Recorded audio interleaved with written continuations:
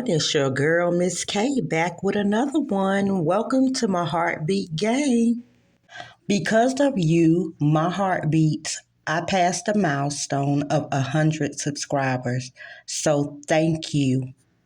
Go ahead and show me some love by hitting that like button. And if you aren't a subscriber and would like to support this channel, hit that subscribe button for me. Thank you. Make sure you turn your bells on to be notified when I drop new content. So let's do what we came to do, get into this case.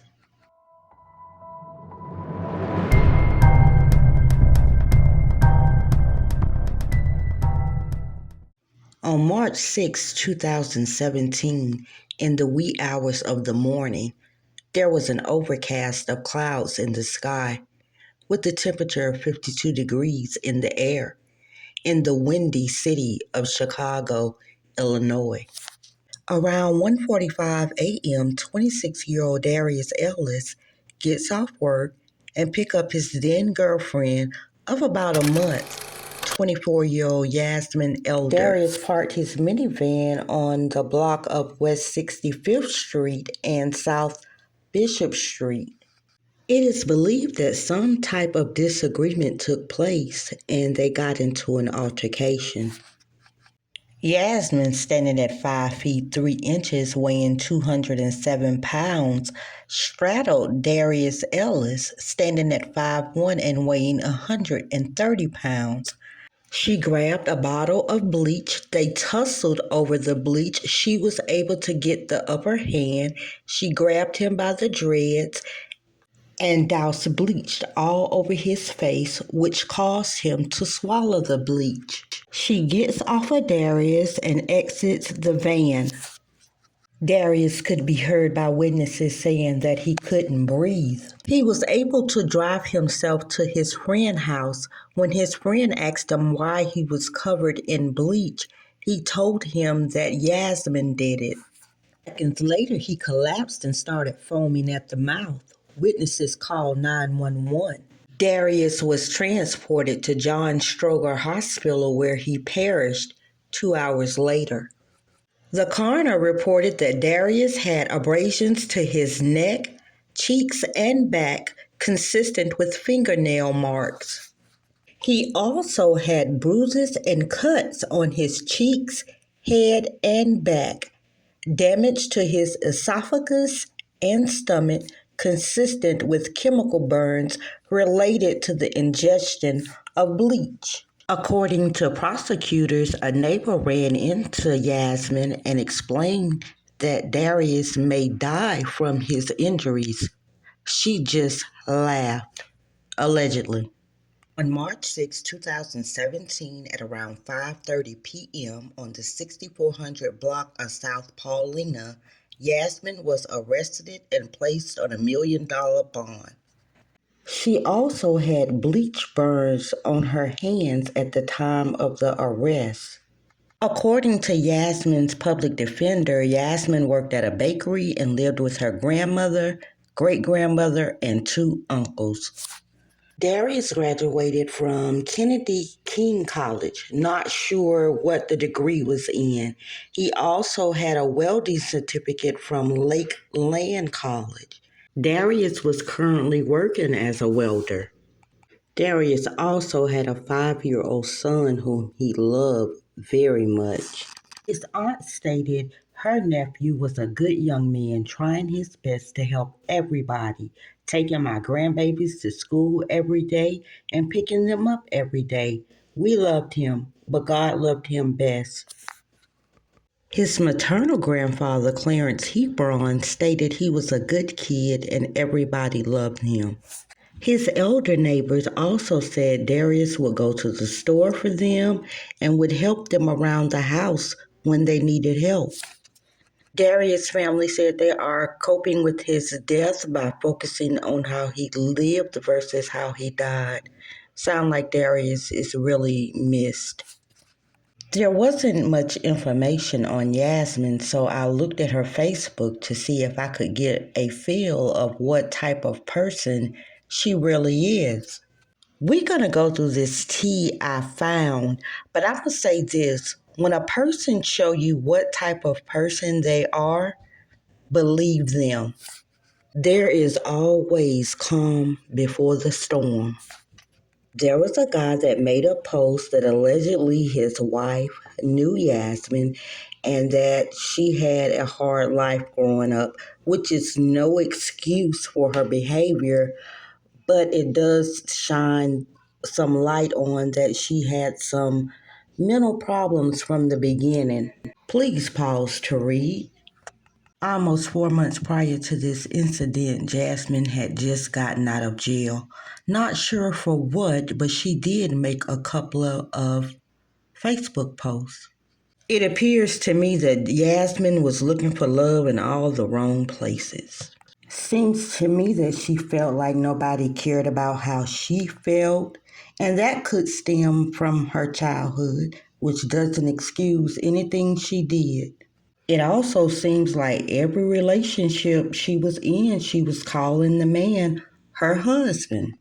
So we know her and Darrius had only been dating about a month. So we're going to go back and look and see if we can figure out how many husbands she posted before him. So in August of 2016, she made a husband post. Then in October of 2016, she made an open relationship post. Okay, here in November of 2016, she's threatening people to leave her husband alone or she would end up on Snap. So in December of 2016, in a post, she thanks God for sending her a man. It appears like she moves in with this man. And she said he's talking about marriage, and so she's happy. Now, this is the picture that she puts under that post, and I want you to pay attention to the guy in that picture. Just remember he's light skinned. Now, in January of 2017, she's talking about a new Boo chocolate. And we know that's not the light skinned guy because we don't consider light skinned chocolate in our black culture.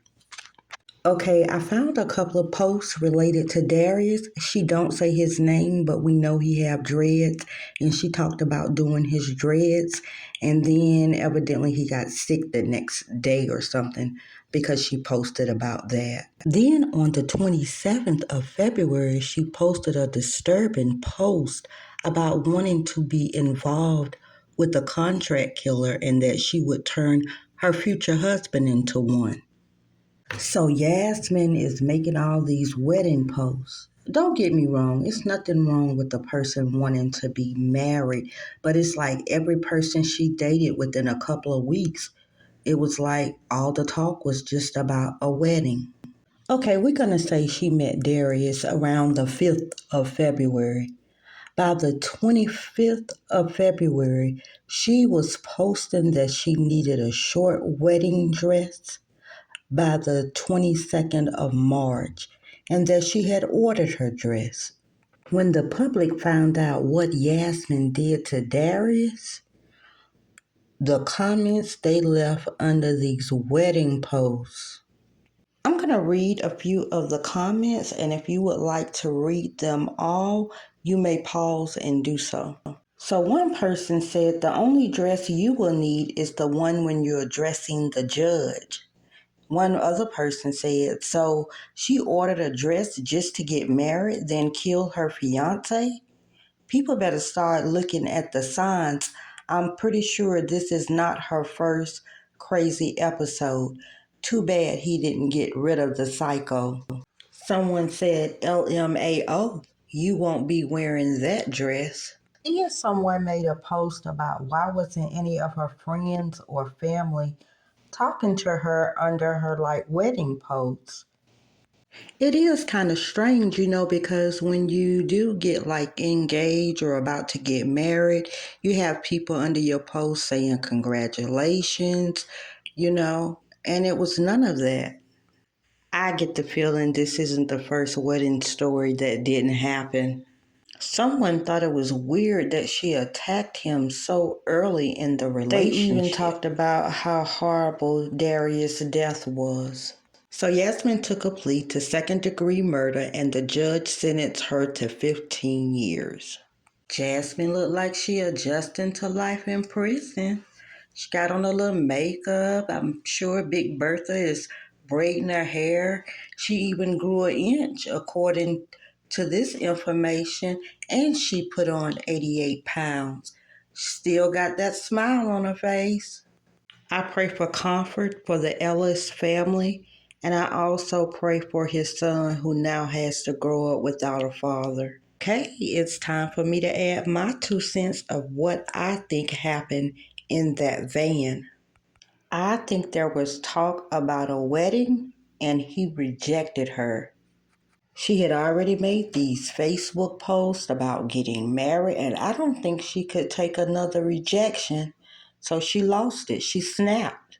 She didn't make it to Snap TV show like she thought, but she did make it to Senseless Crimes on YouTube. All right, Heartbeat Gang, that's all I have for you today. Thank you for tuning in to another one. If you rocking with your girl, don't forget to hit that like button. If you are a new subscriber, hit that subscribe button. Don't forget to drop your comments and thoughts in the comment section. Also, if you would like to support my channel by buying me a cup of coffee, my Cash App is in the bio. Thank you. Until next time, stay safe.